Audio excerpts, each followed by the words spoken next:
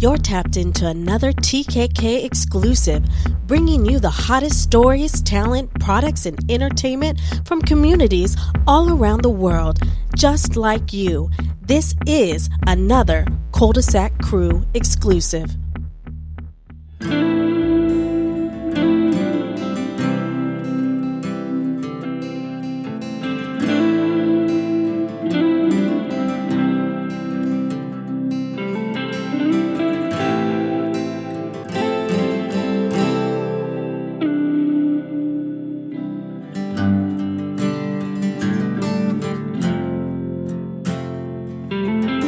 With the memories haunt me, even though I'm grown, I'll keep on moving on till I find a place to be. Go back home.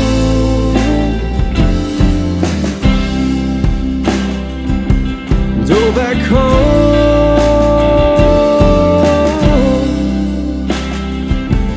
Go back home.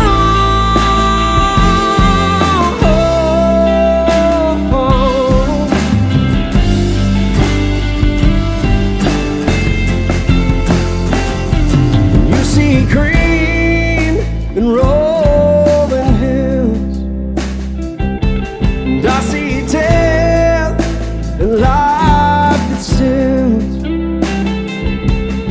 The pride runs a little too deep for me to believe. Go back home.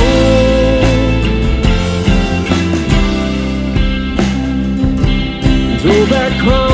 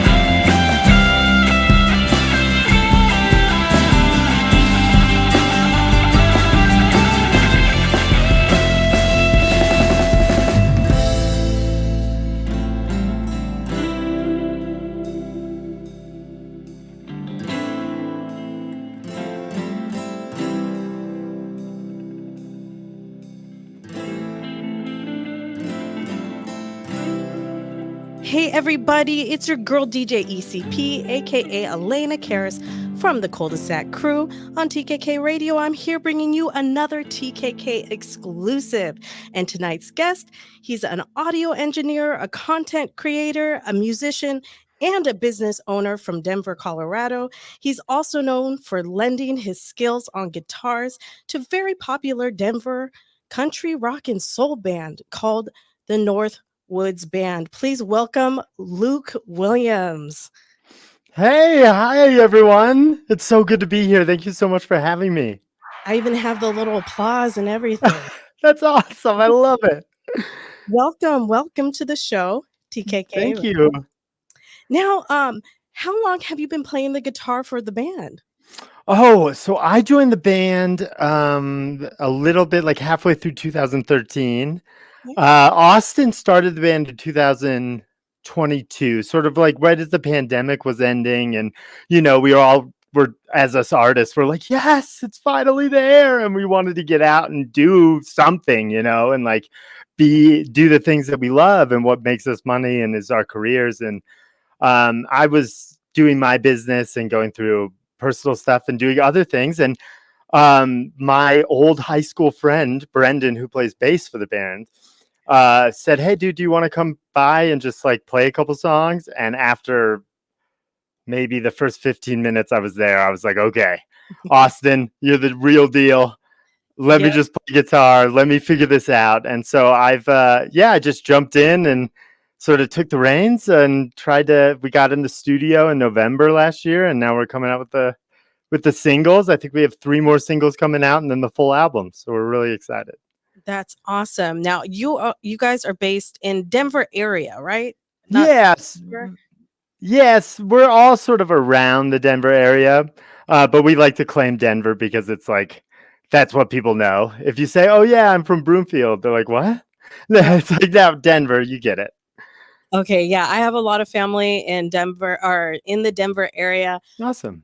Broomfield, Lakewood, uh, Wheat Ridge, all that, South Park Heck yeah. back in the day, Thornton, Aurora. Okay. Okay, you know it. You know this place. Yeah, yeah. And Denver is definitely like a great with the downtown Denver. You got a great music scene over there. Absolutely. Yeah, I think it's I always feel like if you want to be a part of the music scene and you want people to come support your music, you should go out and support theirs, like that's what a scene's all about. And I think Denver really has a vibrant sort of artist connection. I work with Sonic Guild Colorado, which is a nonprofit that gives grant money to artists that we think are going to take that next step and really do Mm, something cool, and we can get them grant money and other things. And there's really this connection with artists here with like Graham Good and the Painters and Isaac Kelly and 2MX2. There's so many great bands out here that really want to support each other, which is so cool. And yeah, and we have a show at the Black Buzzard coming up downtown. If anyone's in the Denver area, come on out, guys. It's going to be super fun. Um, we're going to play all the singles and we're going to just sort of celebrate this release. So please come out. absolutely. And you mentioned single. We just played your song Memories. So tell us. Oh, it's so exciting. Yeah, yeah, yeah. It's your next single, your latest single. Uh, Yeah. the music video is awesome, by the Oh, way. thank you so much. We worked so hard on it. That was so great. Oh yeah, everything's clean. We'll get into that in just a little bit. So, what inspired this actual single, Memories? Oh gosh. I mean, so Austin grew up in the South. He's from Alabama, and it was sort of, the pride of where you come from and the belief of who you are. I think we all struggle with, our hometowns and the person that we once were and the people that we are now. And, and dealing with those things, going back and having to deal with that. I feel like Northwoods, what we're all about is everyone has feelings, good, bad, joy, sadness, and we sort of want these songs to feel like you're talking to a friend who's like, I get that, I get going back home's hard, I get, like trying to deal with the people of our past and the people who we might not know, including ourselves. And so I think that was the inspiration. Austin went back home and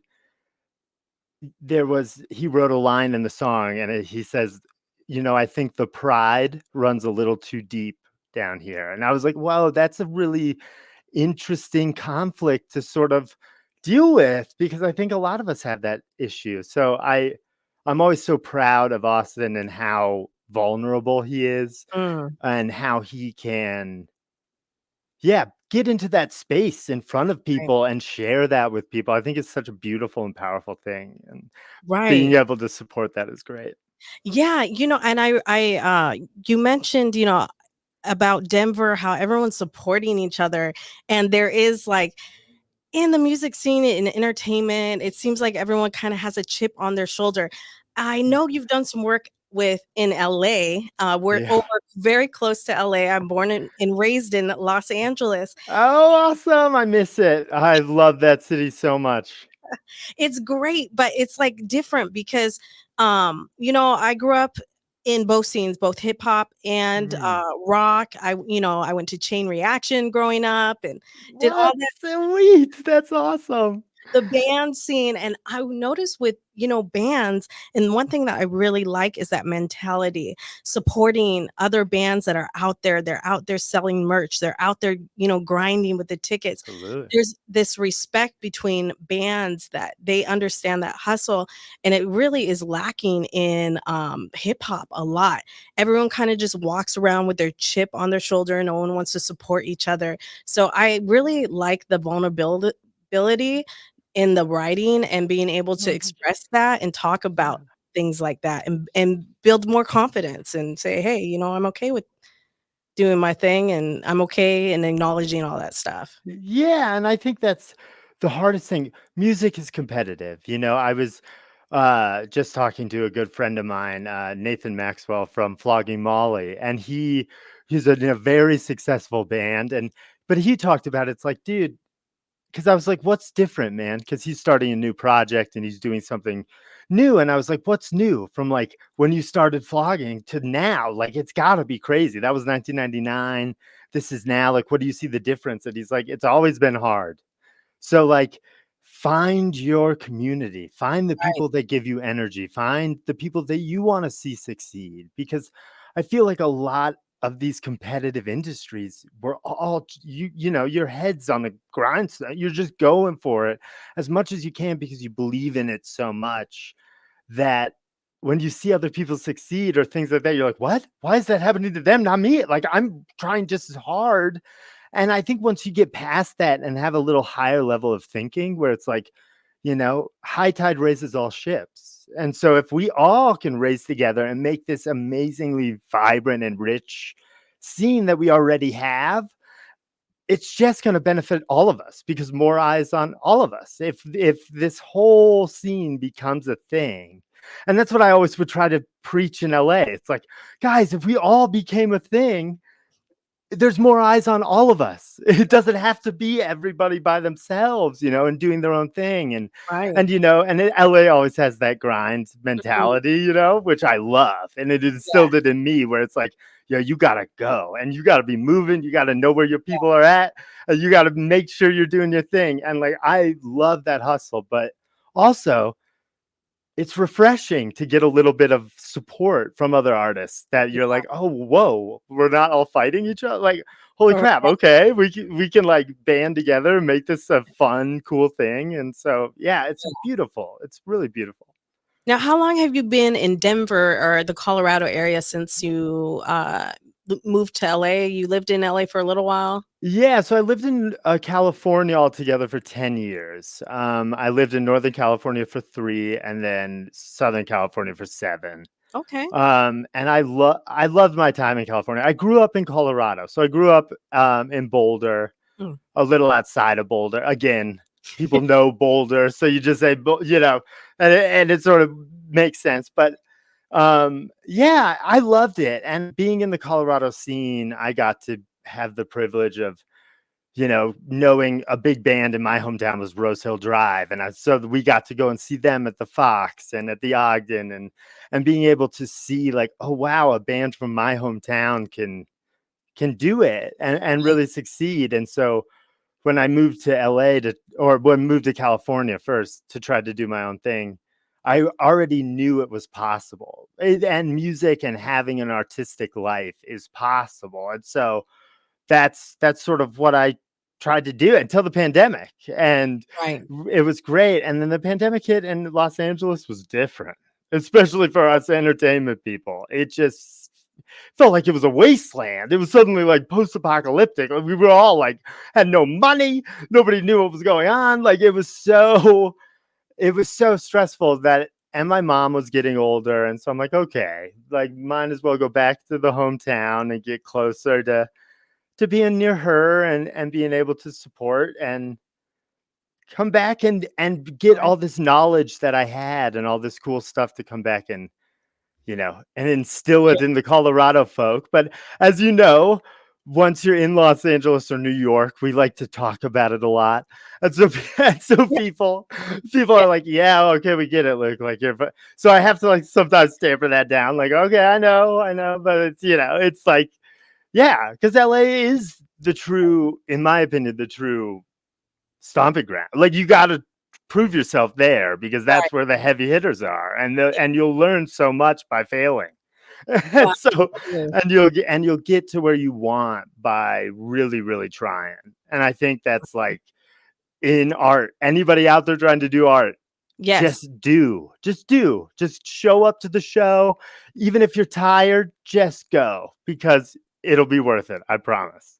Yes, like Shia LaBeouf. Just do it. Just Yes, he's screaming, but he's so right. do You it. just got to show up, because I swear I've gotten more gigs mixing or being on a television show on the backside of like the audio because I just went. You know, my mentor Alan Mason in Los Angeles, he one time told me, he said the Hollywood rule is, or the entertainment rule, let's say, like in any entertainment, if you're trying to be a singer in Spokane, Washington, or in LA, it's the same thing. It's always take the meeting. You don't have to do the gig.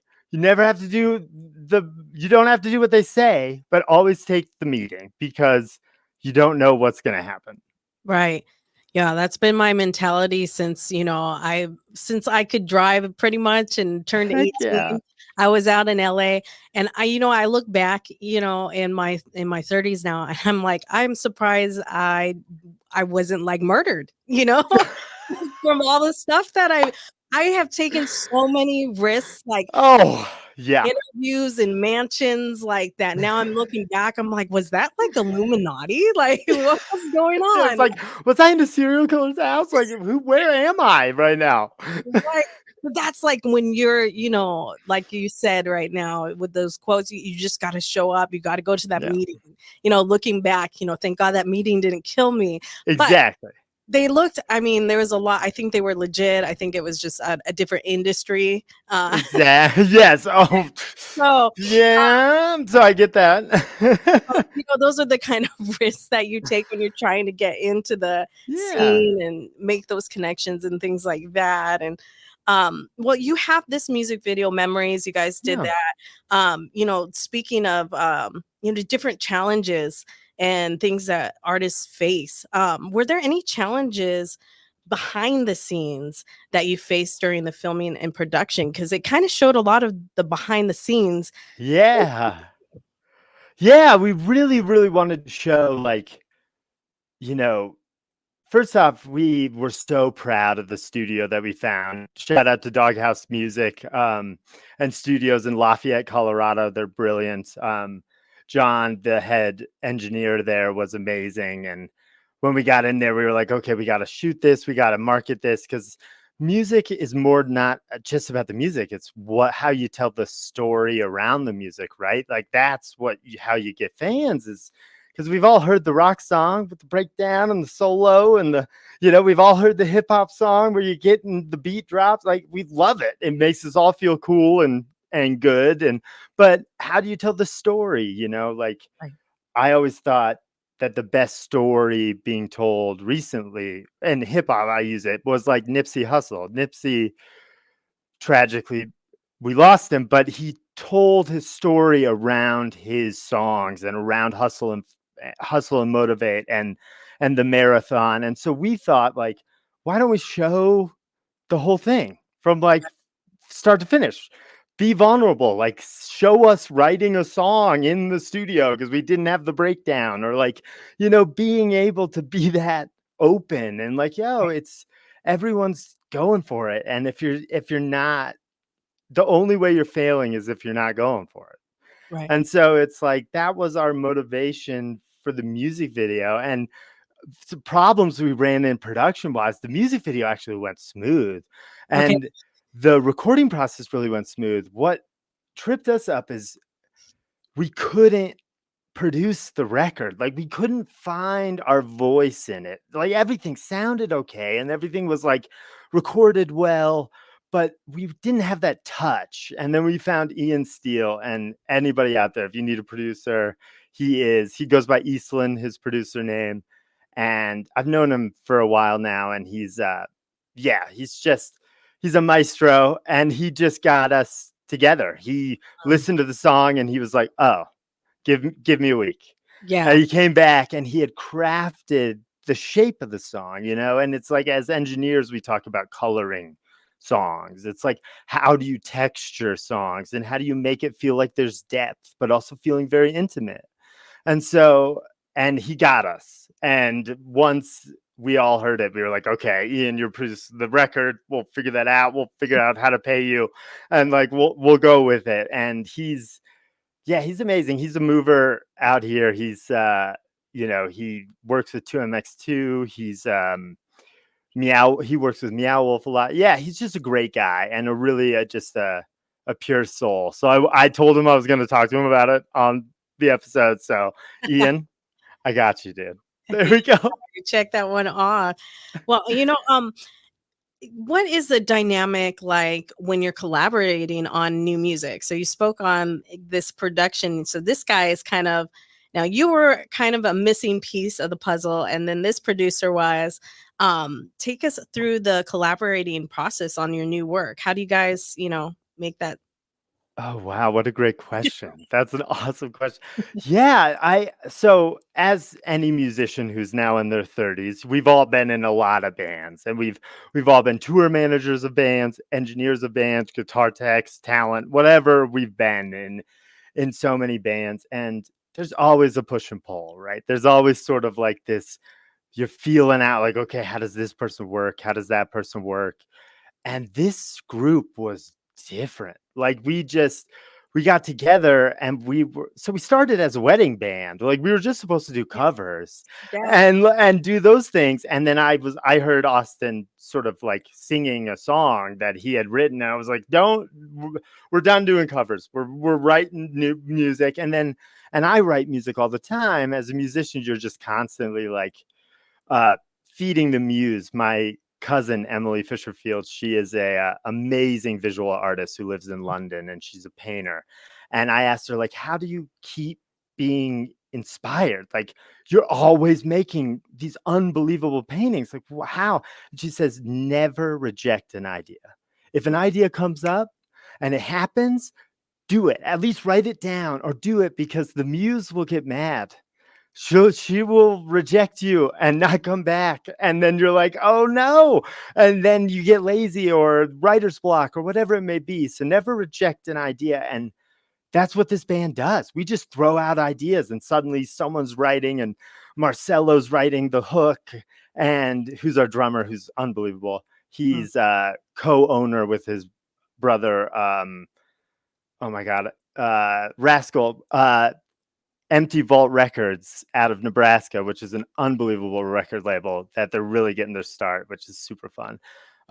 But yeah, so everybody throws out ideas and we just go with it. I'm so worried that other shoe's going to drop and we're going to like hit a block and everyone's going to get upset about a song or something. We'll never be able to write again. But right now it's awesome. And it just seems to be flowing. Our next single, Story to Tell. God, I don't know why.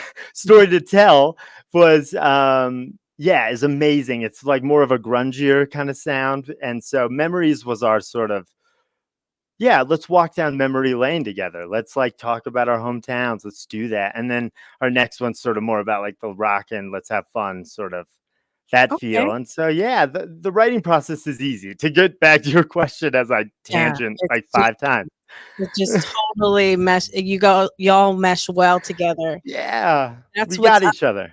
And I think, that's really, I was reading, the different styles that you have and inspiration, it's got country, it's got soul, it's got funk, it's got rock, and I can see that as you're, describing the process, you guys, you don't put yourselves inside a bubble and say, okay, I'm just going to do country or I'm just going to do alternative rock. Like you have inspiration and you're picking from all different influences. Could be even James Brown, like there's just a lot of Oh, stuff. hell yeah, it's James Yeah. Brown. Yeah, Yeah, he's the yeah. man. Yeah. So I think that I love that.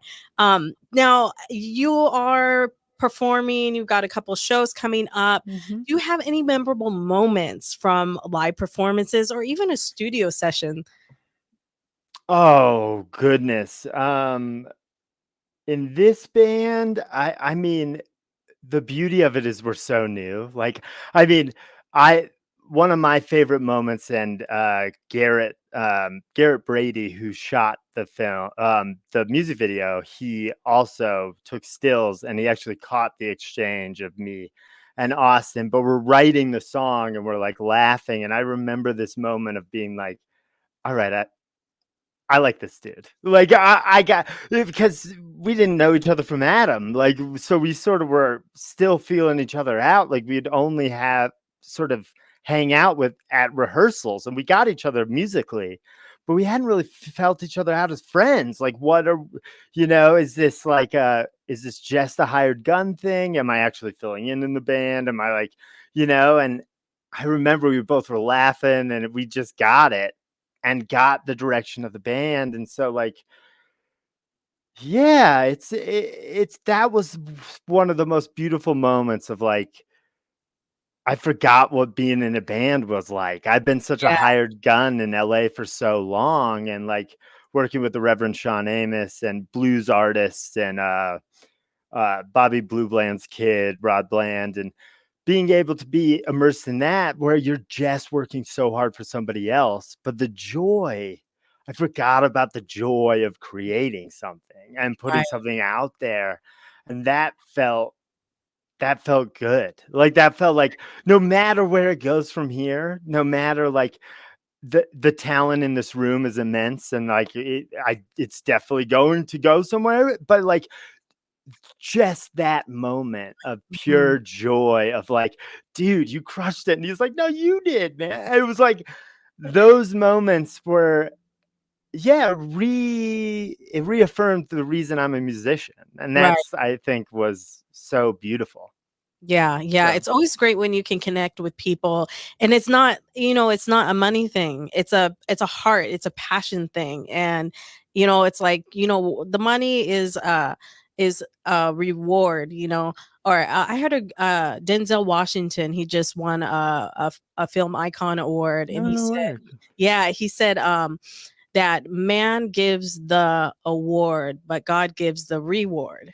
Oh, And it's deep. like the inside is what's rewarding. It's that inside feeling, not the physical, metal reward. It's that connection that is passionate and inspiring. So I love that. I love that answer.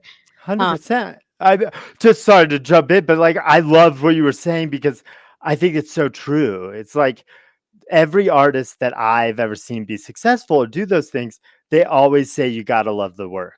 Because if you don't love the work, there's only 5% of musicians who get paid like millions Drake right. level Well, money. There's that's like that much. But if you love the work, you can make a teacher's salary playing guitar. right. You could do that. Like if Yeah. that's what you want to do and that's the passion. I always would tell younger musicians or engineers, it's like this is not the way to make money. Like if you want to make money, go be a lawyer, go be a paralegal, go drive for Amazon, do anything else. This is not the avenue. But if you want freedom and you want creativity and you Mhm. want fulfillment, Right. this is the most fulfilling life I've could ever have, Right. you know, but it might not be monetarily. Right. So you got to know that like be savvy. And I also say to artists out there, if anybody tells you to just follow your passion and like the money will come, that's not true. Making money is a skill, people. Learn how to make money, learn how to budget, learn how to save, learn what money is because it would have saved me 11 years of my life. I swear to God. If you just focused a little bit on that just as much as the art. Right. Okay, I'm off my soapbox. Sorry, that's No, my that those advice. are gems. Those are gems. We have a lot of independent artists that tune in and listen, a lot of Oh, good. yours. These are great things. I turn these into reels. This is a real moment. Yes, I made it. Yeah, yeah, for sure. Now, you're an entrepreneur yourself. You have your own business. It's called Luke Williams Productions. Um, what drove you to start that business? Oh, because I have so many other failed ones. No, I mean, I you learn through adversity. I've always wanted to work for myself. I think as artists, that's one of our biggest things is autonomy, freedom. Like when I learned that there was a job, a real job in the world that you could like get with your friends and travel to cities and to play shows and be like pirates, and your pirate ship is a van. And I was like, what? That is amazing. I want to be a part of that completely. And when you're hungry for it and you want to do those things, like, yeah, but it's like, oh my God, I lost my train of thought. What was the question again? I'm so Oh, sorry. yeah. No, what drove you to start Luke Williams There Productions? was yeah. And so when I was in LA, I met so many other engineers and realized that there was not just music and sound. There's so many other things, commercials, podcasts. I mean, there was countless other things, and I was like, "Oh, there's the avenue." There's so many people who wanna do this, and so many people who want to have a story. Everyone has a story, and have a story to tell, and an audiobook or an author or whatever it may be, and so that was my biggest inspiration. My biggest inspiration is like to make people be seen and be heard. I think that is like my calling in life is Yeah, I'm just enthusiasm 9 times out of 10. So if you're doing something and I'm around, I'm like, "Hell yeah, we're doing that." I become like the biggest cheerleader and I just want to support, and awesome. I wanted to figure out how to make that a business. And Mm, so I started reaching out to nonprofits and just saying, "Hey, I want to volunteer." Whatever, and it had to be in music or in sort of youth career sort of kind of stuff, and that's how I got my start. And I met Kirsten Vermalen out here, who's program director for a couple different nonprofits, music nonprofits, Music District, and other things. And yeah, and I just found an avenue to start that. Like my other production companies were far more focused on like, all right, we're gonna make beats and sell beats to, right. and it was like way more focused on music and things. And this is net more focused on community growth. Mhm. And that seemed to really be my avenue. And I found a nice way to connect the right parts. I feel like that's my job. I get a community like Boulder, and they say, Right. "Hey, we want to do a this or this," and I connect the right artists with the right nonprofits to have an awesome event and get paid to do it. I So it's love it. super fun. Yo, I love it. That's like a little bit I'm like a dot connector myself or Yeah. a plug, you know? I'm Yeah. okay, this person wants to do this, connect them with this person and that person. I did love how you mentioned so many different elements of ways how to make money in the music Yeah. industry. I think that that stuff needs to be talked about more, especially 100%. independent artists. It's like, a lot of these people are just starting off. They're maybe a decade in, they're not 2 decades in. But Yeah, but I know. I they're was like, like, "Is that yeah, me?" it's me right here. Yeah. I got a mixtape right here Hell yeah. yeah, for my and I'm in a Freddie shirt, but you can't see it. Oh, dude, that's amazing. Yeah, you mentioned things, like, so, you can get your songs placed in film and commercials. You can make jingles. You can make sound packs for different websites, like, what is it, Native Instrument, just things like Yeah, constantly. all different Yeah. things. Yeah, you have made such a great point. I mean, I that's what LA opened my mind to, was because there everyone's a filmmaker, everyone's a musician, everyone's a storyteller, everyone's a writer, everyone's something. And so you find like, oh, everybody needs sound at some point, like whatever it is. And in this industry, if you become, like you said, a dot connector or a problem solver, those are Mhm. like the two if you want to be like irreplaceable to an artist or to a filmmaker or to a production company, be a problem solver or be a dot connector, which is sort of the same thing. It's find your avenues to be needed by someone. And I saw it all the time in LA where it was like people didn't want to lower themselves. And I remember one of my first jobs was dialogue editing for a short on the History Channel website that was like buried in the back that I don't think it might not have even been aired, but it was like nobody wanted to lower themselves. That wasn't glamorous. It wasn't take that gig. That gig Right. got me to another gig. And it's not lowering yourself. It's, Yeah. one of the smartest people that I ever met told me one time that it's like it is the most ignorant people believe that they cannot learn something from someone not as smart as them. And I Mm. think that is massive in life.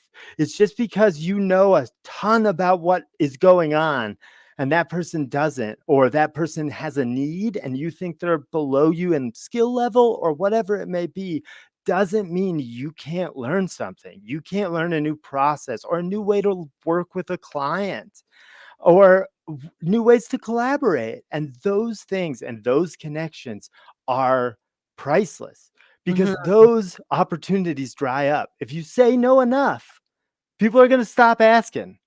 And you're not going to get the bigger gig if you don't take the crappy dialogue editing gig Right. once in a while. And like, that's when people and creatives talk about paying dues. When I was in high school, I never understood what that was. I was like, what? Do I have to like play a crappy show? No, Away. it's yeah, it is, but it's taking the right crappy show, right? Right. It's like it's paying the right dues, finding the club, Mm. like the Blue Note that I found in LA, where it was like, oh, that's the club because those are the people I need to know. Right. Because I did the research to find the people I need to know. Right. And that's where you got to do it. Yeah. It's not just taking the gig at Bushwhacker Saloon down the street. Like Mhm. that might not move the needle for you artistically, Right. but So taking a month and doing the research and guys get good at spreadsheets too, because like that's all I do. It's spreadsheets of yeah. managers I've found of artists that are similar to my art. And so I reach out to them directly and find their contact information. And there's so many avenues. IMDb, if you want to get into doing sound for film, every sound supervisor, every producer, everybody's emails are on that website available to you. So find people who you want to be involved with and contact them, and you will be surprised that how open they are to helping. In Yeah. this industry, people are down. If you actually reach out and do the research to find them, Mhm. they'll be down to help you. I promise. Okay, Luke is literally dropping gems. I cannot express this enough. How many Guys, gems? this was supposed to be about the single. Let's go back to that. I know this is the single, the music, the band, and just as I'm sure these listeners are tuned in, listening, they are Oh, engaged. I mean, these are gems that are being oh, dropped, thank you. Thank you so especially much. with experience too. It's just I used to do these gifting suites with a publicist. And I would bring in every now and then I would bring in friends who are in the music industry or are inspiring actors that haven't started off yet, and so they can understand, because we would meet people you get to escort directly, like assist William Shatner, just all these different icons in the That's amazing. industry, and Yeah. you get one-on-one with them, and I'm like, learn this. And I brought an actor one time from the East Coast, and he went in and he did it, and he told me after, he said, "You know what? I feel like I should be on that red carpet being escorted around." And I'm like, "What? He doesn't have any credits." Yeah, dude, the world doesn't owe you anything, bro. The world doesn't owe you nothing, man. But how many opportunities could have been, made from I got to escort a couple of the people from the Twilight. And that Oh my opened god, amazing. up an assistant job for like a marketing, the one of their publicists, and I started See? learning stuff. And yeah, I just started working with artists and Yep. learning how to credential and all this stuff. And now now I'm here with my station. So you never know what kind of thing comes through, and you just have to stay humble, stay willing to learn and everything. And Absolutely, and you're doing amazing things. This is so cool, and to be able to have a platform that independent artists doing it with their own labels and like we are, and entrepreneurs who are really doing it, and to have an avenue that you get to for us to tell our story and for us to have this platform. And I can't tell you how honored I am to be on the show and uh, so privileged. So thank you so much. It's just been so cool. You're absolutely welcome. And, once again, the name of the band is called the Northwoods Band. Now, you mentioned earlier, you guys started off doing covers. Yeah, we So did. I'm curious, what is your favorite 1990s and early 2000s band? Oh, goodness. Early that is across the board different for everybody. I mean, I would say, oh god, see, I would say probably, like, mine's Tracy Chapman. That might sound Okay. like a little out there, but I thought Tracy's, especially her first record, I mean, Mhm. Fast Car and all those songs that are sort of getting its, like, day in the sun, but it always reminds me of my mom, and so we go back to that and we play that song. But I think, like, oh my god, we do I Save Tonight. I mean, I love playing that song. Fight the break of dawn, come to that song's Yeah, awesome. I mean, it's so funny that we're doing weddings now that are people yeah, are like my age and a little older. yeah, And so we're doing like Blink 182 covers a ton because it's all that like early yeah. 2000s. So we're doing like Jimmy Eat World. We're doing we do a Genie in a Bottle, really cool. Okay. Yeah, we do like this cool country version of Genie in a Bottle, and then we do an awesome like blues kind of heavy rock version of 99 Problems. And Oh, then by Jay-Z, which is super fun, and that always gets people like, "What? This is yeah, awesome!" Because they don't recognize like the yeah. tune, but then when the lyrics come in, everyone's like, "Oh shit! Like this is so fun!" And so those are definitely the ones I love. I mean, you These gotta weddings love The what. weddings are lit, I can tell. I can tell these weddings are lit. I can tell Yeah. already.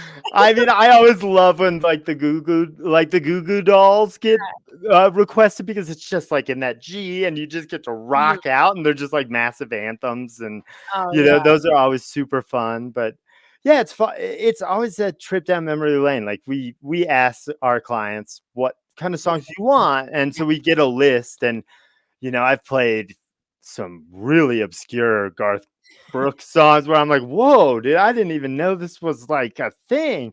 And so there's a lot Country, of get those. down. Yeah, and there's so many. Like every country artist has like 19 albums. I'm like, "What? I had no idea until recently." They're all great. I mean, I always say, don't hate a genre, hate the artist, because in any genre, there's Oh, always good music. So I if you was don't like somebody, it's not you hate all EDM. You just might not like that artist. I was just gonna bring up, Beyonce's country album, Hey, she's yeah. released at least, like, 15 more country albums Yeah. Oh, before. dude. Yeah, I'm down for it. And I thought it was so brave of her.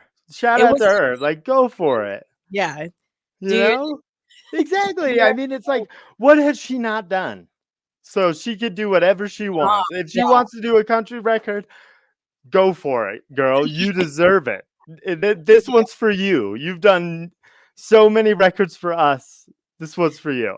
Yes, yes. Yeah, she's already winning awards and stuff, but it seems like from country, she needs like at least 15 more albums to really just, set in there, For sure. sit on the saddle. Well, who is one of your favorite bands to see live? Oops. Oh, see live. Oh my God. I was just talking to my girlfriend about the Black Crows. Um, I think the Black Crows, Chris and Rich Robinson are amazing. I mean, I'm gonna forget his new name, but Most Def. I've seen Most Def now twice, and I think it's Yusuf Bey. This is new, but he's one of those that you're Mhm. like, yeah, I saw him at the Echo in LA right before the Oh, yeah. pandemic, and it was amazing. He did almost 35 minutes of spoken word poetry, and Oh, wow. it was an entire room of the spectrum was all over the place. There was me, and then there's like my buddy Naresh, who's like straight out of India, and then there's like everybody. I mean, it Yeah. was all across the board, and we were all captivated. I think he is one of those subtle voices of hip hop that, Mhm. that I just think is so insanely magical. Mhm. Um, the Reverend Sean Amos, I'll give him his flowers. I got to tour with him for about 3 years, so I got to see Wow. that show a lot. I was the front of house and tour manager, but Sean is anybody out there, if you haven't heard the Reverend or his new, he's doing the Soul Brother #1 right now, which is like a tribute to all the soul artists. But he's an unbelievable harmonica player, unbelievable Mm. musician, unbelievable human, and just really, really cool dude. He's doing a concert series in Santa Monica at Santa Monica Community College at the Black Box, where artists come in and tell stories about their music. And I think Parlor Social's next, and then CT Thomas, who's Nora Jones's producer and bass player, is going to go and speak. It's amazing. So if you guys are in the Santa Monica Yeah. area, Yeah. go and check that out. It's a really, really deep experience. Okay. Yeah. You've been like everywhere out in this area. How did you ever check out downtown Fullerton when you were out here? A little bit. I worked with a band called the Lucky Devils, where we did Fullerton a little bit. I mean, we were all over. I was so Yeah. hungry back when I moved to LA, and like I got my foot in the door. Once I got my foot in the door, like I was just so hungry that there were so many cities that Everywhere. I have seen, Like, that where are people we? mention. And I'm like, oh yeah, Santa Ana, yeah, Oceanside, yeah, I remember Oceanside. Yeah, we were there. I think we played something somewhere, because Yeah. you're always dry. I mean, that corridor of what is it? The 5 and then the 405, like Oh, going yeah. up from San Diego, then you hit and you just go up the coast. We did Yep. you just as a band, you almost pass other bands like, hey, you're going south, we're going north, like because Yep. it's just so much of a highway because you hit San Jose. You're hitting massive population groups in small areas, and so Right. yeah, That's but yeah, Fullerton. I remember, I definitely remember having some fun. It's Yeah, it's a little college scene. They have, yeah. back, in my 20s, they had a lot of dual pianos, like, Yeah, dueling the pianos. piano bars. Yeah, totally. So that was a lot of fun, there. Now you have, with the band, the Northwoods Band, Yeah. upcoming performances. What can people expect as far as the vibe, to come to one of your shows? Oh, there's so much fun. I mean, they're like a family event you wanna go to if you don't like your family, people out there, like, Bring the mac it and cheese. yes, exactly. Yeah, it's just it's we're definitely the kind of band, like, we like sing-alongs, put your arms around your brother, sing, or your sister and sing kind of vibe. That's sort of what we do, and we always, I have wireless systems. Austin does too. We're always in the crowd. I'm playing, solos while I'm sitting next to you. It's always super fun, and we have such a blast. And this show on May 24th, we're doing a storytellers night. So I'm starting a new series in Colorado where with Sonic Ill Colorado, the nonprofit that I'm on the advisory committee, where we're doing nights where artists come in and tell stories, like VH1 storytellers back in the day, where it was like Bruce Springsteen, he would like tell stories, and it was always blew Wow. me away. Yeah. And so we're partnering with PBS out here, and we're going to do a couple, you know, filming of it and releasing it on there and seeing where we can go. But that's going to be one tonight, that night on May 24th with Graham Good from Graham Good and the Painters. And Graham is, if there's anybody who's a golden retriever as a human, that is him. He is the sweetest, nicest man. Everyone falls in love with Graham. I fell in love with Graham when I saw he's like the Yeah. coolest, sweetest man ever. He's going to be there, and it's just going to be such a fun night. So, you Okay. know, come for the honesty, stay for the fun. Yeah, yo, man, if next time I'm out in Colorado, I need to get out there more with all the family out there. Yeah, you do. Yeah, my cousin, he'll drive 2 hours. He drove 2 hours to go see my boyfriend in downtown, Denver, Okay. the other, couple months ago. So, we do stuff like that, so we might just come out and see the Northwoods Band. Oh, well, you're always on the list. Seriously, this was such an amazing experience. So, anytime you're in Colorado, you have my email. Hit me up. You always are on the list. Thank you Promise. so much. Yeah, I know my cousin will love that part. I know my cousin, Yeah, let's do he it. loves being on the list for sure. Everybody does. You got to feel good. I'm like, yeah, anytime I'm on it. It's on the list, everybody. Yeah. Thank you so much. Well, as we wrap up, do you have any advice for those that are just thinking of starting a band, or anything like that? Because this is a whole new world. Yeah. 2024, things have definitely changed in the last, from my Oh my God. From teens the to now. last 5 years, I Yeah, mean, it's all really. changed. Yeah, it's changing so fast. You mentioned Denzel Washington, and I wanted to bring him back around because he had a quote that changed my life. And I know that sounds so cheesy, like, oh, celebrity changed your life. But I remember hearing it, and it was like the biggest light bulb for artists, for anyone doing anything in life. He said, never mistake movement for progress, because you can be moving your entire life and not be getting anywhere. You could be the sweatiest man in the room and not be moving forward. So, my advice to anybody out there, do not mistake movement as progress. Find things that are moving you forward. And 9 times out of 10 people, it is not the things that are easy. It is not the things that are comfortable. It is not the things, any of those things. It's the failures. It's the starting the businesses that don't succeed. It's start the band though, like we talked about earlier. Show up, take the meeting, do it. Because if it's truly your calling, you're gonna regret not doing it anyways. You're gonna Right, regret if you become a nurse, you're gonna hate it the rest of your life.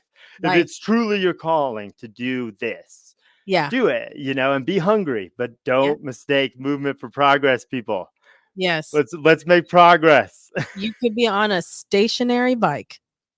Exactly. You could be in a cul-de-sac. Yeah. It's like you could just be going. It's not a through street. You Yeah. gotta identify those things and you won't, and you'll fail. Like the only way I know how to identify those progress instead of movement things is because I've done it.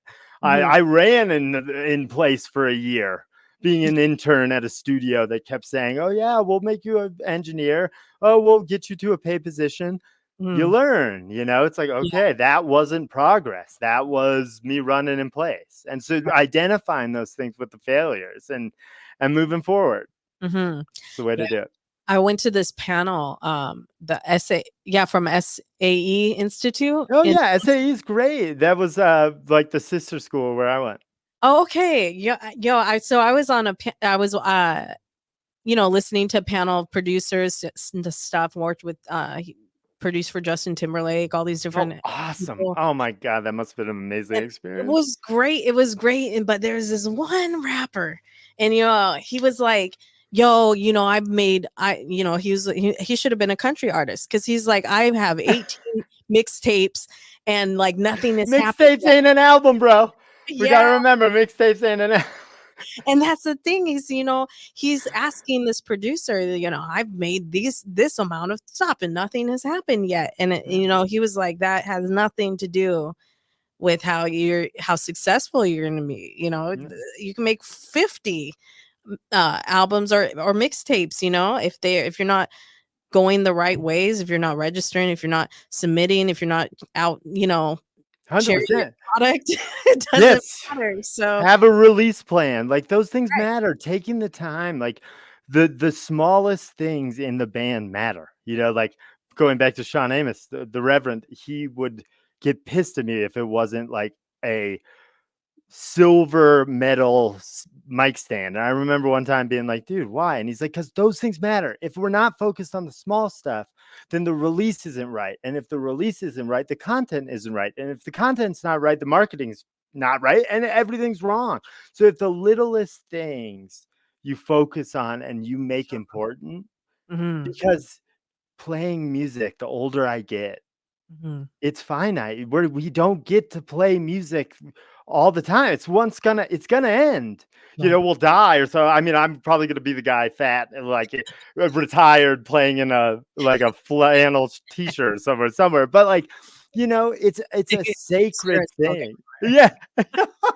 But it's like it's a really important thing. And if you take the time to make sure everything's that important to you everywhere. and you care that much, people are going to care that much. You Mhm. know, people only care about Taylor Swift that much because she cares that Mhm. much. She Right. cares about everything that much. And I think those, you know, it doesn't matter if you're a rapper making whatever. Mhm. It's oh, Or that's right. country. Yeah, exactly. It's defining success too. A professor of mine said that, and he went to Berkeley and he did all of those things, and he came back and he was like, "You all will feel like you're failures unless you define what success is." If Mhm. that rapper defined, "I just want to make as many albums as humanly possible. I want to make that," and that was your success, he would have been happy.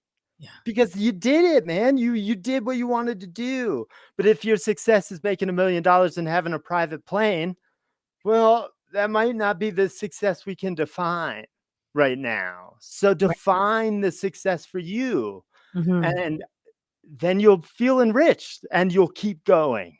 You Mm. know, because you'll hit those realistic expectations when you're saying, "Yo, I'm gonna have Drake's plane next month." Like that's a unrealistic expectation that you'll never hit. You'll get really discouraged and you won't do it. But if it's like, "Hey, dude, I'm gonna release a single next month, just one. Like I'm gonna finish it.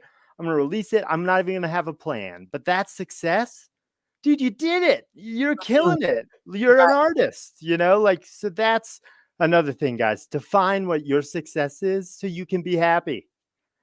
Yeah, absolutely. Wow. Such gems again, dropping everywhere. I would be following this guy everywhere with all the gems that he's dropped, rubies, Oh, you're so everything. sweet. But highly encourage you all to follow him. Luke Thank you, from the guys. Northwoods Band, again, coming on, to do this TKK exclusive. Man, I can't tell you. I just subscribed to the master classes. Oh, cool. Yeah. And I've taken probably like 4 already, and you everything that you're saying, like, people have been saying in these master classes, these people from Shark Tank, like, Yeah. million billionaires. So, definitely, like, the listeners, take notes, we'll be putting this song into or sorry, actually this show into Yeah. rotation so you can hear it throughout the week. This is going to be great, one for our independent artists. So before we wrap up, where can people learn more about your band and your production company? Oh, so you can go to my website. It's lukewilliamproductions.com. You can also find me at Luke William Productions on Instagram. You can find the Northwoods at Northwoods Band 1 on Instagram and at our website at northwoodsband.com. And there where you'll get all the news updates, all sorts of different things. And yeah, and you can find the Sonic Guild Colorado podcast where these interviews are going to be, also wherever you get your podcasts. So check that out. And, you know, if you guys also artists out there, there's a contact page. Contact me. I am more than happy to give advice, to coach, to do album plans, to do release plans, whatever you guys want to do. If you just want to say, "Hey, I don't know what I'm doing," you know, I'm always down to help. It's a He's true gonna joy of my life to help people. So please he's do. gonna do a master class, y'all. Just wait. I don't know if it'll be a master class, but it'll be a professorship maybe or something like that. Yeah, well, I appreciate your time. Thank you so much for, taking this time to do a TKK exclusive. So I Oh, thank you. Seriously. That's Yes, so sweet. absolutely. Well, it's your girl, DJ ECP, aka Elena Charis from the Kuldesac Krew on TKK Radio. I'm bringing you another TKK exclusive. Y'all have a wonderful night. You've just tuned in to another TKK exclusive presented by TKK Radio, the Kuldesac Krew, with a K.